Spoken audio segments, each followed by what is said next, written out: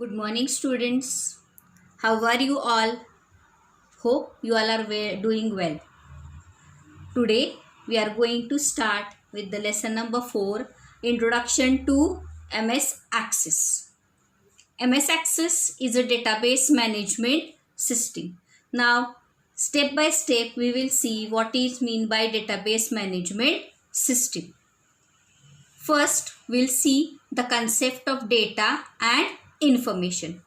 Data means the information, whatever raw information, whatever we collect, it is called as a data. For example, teacher collects the information about the student, his name, roll number, class, anything. Information, whenever we collect it together, it is called as a data. And when this data is processed, like we do some kind of information, we store it in the table, we do some calculation, that is called as a processed data. That means it is a information. The processed data is called as a information. And any single piece of information in the collected data is called as a datum. A single piece of information, for example, a name of a student or his marks or his address, telephone number, whenever a single piece of information is there, that is called as a data. Now we'll see the example of what is meant by data and information. Suppose you collect some numbers, raw numbers, or collect the marks of 100 students, that is called as a data. And when you store it in your computer or do some kind of calculation over that marks, that is called as a information. Now students, look at the screen. I have showed you some images, some pictures. You all are knowing these images. The first image is a dictionary. Yes. Second image you all are knowing, that is the school attendance register. And third image is a table. What is the common thing between all these things? All these three things are used to store some kind of information, to arrange some information. Yes, the dictionary stores the meanings and the words. The attendance register stores the name of the students, birth date, attendee, attendance, and their register number, roll number, many things are stored in the attendance register. And a table contains the data stored in rows and columns. The common thing between these is, you can see in Oxford Dictionary or in attendance register, the data is stored in ascending order, A to Z in alphabetical order. Yes, because it helps the teacher to do her work properly. Or any data, whenever we organize in a proper way, it is always helpful for us whenever we want to deal with that data. Yes, now we are going to see the concept of database. What is mean by database? We all have seen that what is mean by data. But when we collect the data and store it in a proper format, that is called as a database. Whenever we store either it in the book or in the computer, it is called as a database. For example, we can see the attendance register. You can see attendance register is a collection of information about all the students, their register number, their birth date, their roll number, their name, number of attendance in the month. So everything related to the attendance of the student is stored into the attendance register. That too also in a particular format as well as in the ascending order. And you might have observed that it is continued in the same format for every month. It is continued in the same format for every month. That is called as a database. It is collection of information in a organized way. Some other example you can see your bank passbook or employee list in the companies or the list of patients in the hospitals. These are all called as a database. Now what is mean by database management system? DBMS. Okay. Now see, nowadays we store everything in a computer.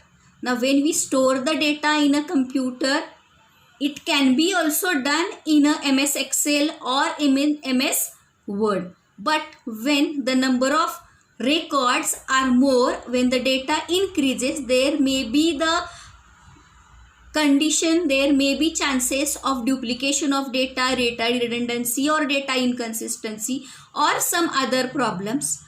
So it is not feasible to store large amount of data in MS Excel. So we use the database management system. Now what is the function of database management system? Database management system helps you to store the data in the form of tables. Also it helps you to insert record, delete record, update the record, or to get the data from by any person in the condition he wants. So all this manipulation of data is done by database management system. And some examples of database management systems are MS Access, MySQL and Oracle. What are the advantages of database? Why we are not storing the data in Excel but we are using the Access? There are some advantages of it. Sharing of data.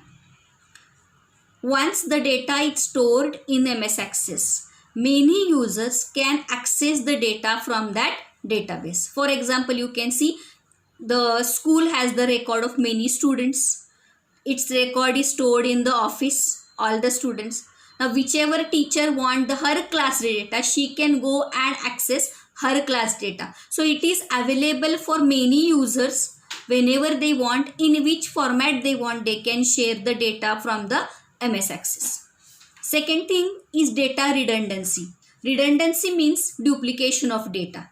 By using the primary key function in MS Access, we can avoid the data redundancy. If you by mistake if you enter the same data, it will give you the error message. For example, suppose you can see every student has his GR number and which is unique for every child. Now we can set a primary key over the GR number, and if by mistake the same record is added in the database will prompt you with the error message that this record is already existing. The third advantage is data inconsistency. It will not allow you to do any changes by anybody in the database. Only few authorized users have got the authority, access to make the changes in the database. So multiple users may be using the database, but there will not be any change in the database. Only authorized people can do the changes in the database. Next is confidentiality. Very important. The data is stored with the password and only few people are given access to the database to have see the record or manipulate the data. The next is highly securable. As I told, only some people have got authority to make the changes in the data. Also, we can apply some primary keys or foreign keys in the database so that the data's confidential or secure data can be stored in the database. Now we can see now the types of database. There are two types of database: flat file database and relational database management system. Flat file database is a simple format of database where we can store the data in rows and columns format. But as there are no primary key or no unique records. It cannot set the relationship between the tables. We cannot combine the tables in flat file database. Example of flat file database is MS Excel. Now the second type is relational database management system. Data is stored in multiple tables. In one MS Excel file, we can create multiple tables related to your topic, and this table can be linked to each other. Relationships can be created with during these tables by using the primary key field, and it is very useful. We can set the relationship between the tables. That is why it is called as a relational database management system. Examples of RDBMS are MS Access, Oracle, MySQL Server, etc. Our next point is table, field, record and file. You can see on the screen. The first is table. When we insert the data in the form of rows and columns, it is called as a table. Record, you can see the rows in a table are called as records. A record contains the information of a single entity, any person or any item. You can see in the example over there, it contains the record of a one person, his serial number, his roll number, his name and his team.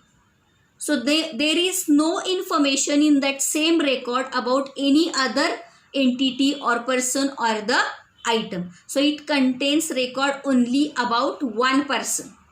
Next you can see the field.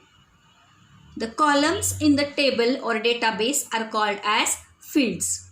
You can see here there are 4 columns: serial number, roll number, name and team. Every field contains only the same type of information. For example, if you take the roll number column, in the table you can see roll number column. In the roll number column, there is only roll number mentioned in that complete column. There is no any other information in that field. If you see the name field, there is only name of the person in complete column. Okay. And then the file. File is collection of related records. A file can contain more than one table in a access. Now you can see next is primary key and foreign key. Primary key helps you to uniquely identify the record in a table. You can see in the example, as we have already discussed, we can set relationship between the RDBMS. There are 2 tables. First table contains the fields student ID, first name, last name and course ID. Whereas second table contains 2 fields, course ID and course name. Now see here, course ID is a unique field.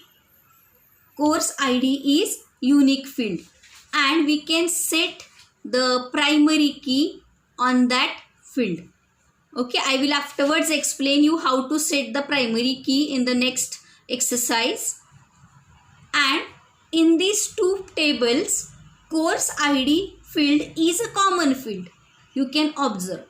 And on this field, we can set the relationship between these 2 tables. So the primary key is a unique value, means which will not change or which will not be repeated for any person or any record. It will be unique for every record, and we can set the relationship between the tables always on the primary key field. Okay. Now you can see primary key never be null in a table, means we have to always fill that cell or that data item, always we have to fill. We cannot keep it empty. Now we are going to see the data types in MS Access. What is mean by data type? First we will see. Whenever, as I told, data is a collection of raw things. Okay, when we collect the names of a students, there it is always a text. When we collect the marks of a student, marks of students, it is always in a number format. When we collect the date of birth of any student, it will be always in a date format. Or if you collect the email address from parents, it will be always in format of a link. So these are the various types of data which we can store in fields of a table. So they, according to the type of information, the data is divided into different data types. We will see what are the different data types in the MS Access. The first is short text data type. It is a combination of text and number. Means in this data type you can store the alphabets as well as numbers in this data type. What is the limitation of this data type? It can store only up to 255 characters. So that is why it is called as a short text. You can fill information up to only 255 characters. Now same like short text, there is another data type which is called as a long text. What is the difference between two? Here also we can store the text and the numbers, but it can store the information or the text, alphabets and numbers up to 65,535 characters. So much long lengthy information can be stored in the long text data type. Whenever you want to store any long records in the database, information in a textual format which is very lengthy, we can use the long text data type. Otherwise, for name, first name, address, we can use the short text data type. The next data type is number data type. Whenever we want to store any numeric value, 0 to numeric formats which we are going to use for mathematical calculation, then we can use the number data type. Next type of data is AutoNumber data type. By default, always AutoNumber data type is given in the first field of a database. AutoNumber data type, it is a sequential number data type. Means what? Automatically it will insert the next number like 1, 2, 3, 4. We have seen in MS Excel autofill option. Automatically it fills the values 1, 2, 3, 4. Same way when we use the AutoNumber data type, automatically the numbers are filled when we go to the next record. We need not to enter the value in the AutoNumber data type. It automatically takes the next number in the record. Next is currency data type. Whenever we want to insert any currency values in the field, we can choose the currency data type. Like suppose you want to insert the amount anywhere, you can choose the currency data type. Next data type is date and time. Whenever we are storing the date of birth or date of joining, such kind of things, when we want to store, we can use the date and time data type in a table. Next is yes or no, or on or off, or true or false value we can store. Whenever we want to store only one value, either yes or no, on or off, true or false, only one value want to insert in a data type database, we can use the yes or no data type. Next type of data type is attachment data type. Files such as images can be attached in the data type database by using the attachment option. For example, suppose in a student's record, if we want to attach the student's photograph along with the file, along with its information, we can use the attachment data type. Hyperlink. As I told, if you want to store the parent's email address in the database, Whenever we want to insert any link in a field, we can use the hyperlink data type. Next is OLE object. If we want to connect audio or video file along with that in the table, we can use the OLE object data type. And the next is lookup wizard. Whenever we have a set of values fixed for that field, then we can use the lookup wizard. So for example, I'll give, suppose there is a field division. So whenever we have division, always it will be A, B or C. So we can create that list in lookup wizard A, B and C. So you need not to type. As you click there, you will get a drop down over there and you can just select from that options A, B or C. You need not to type it again and again every time. Now students, we have seen the data types. Now while creating the table, I'll explain you how to use the data types in the while creating, how to choose the data types while creating a table. By the time you all listen this video carefully and understand the lesson, next session we will see how to create the table in MS Access.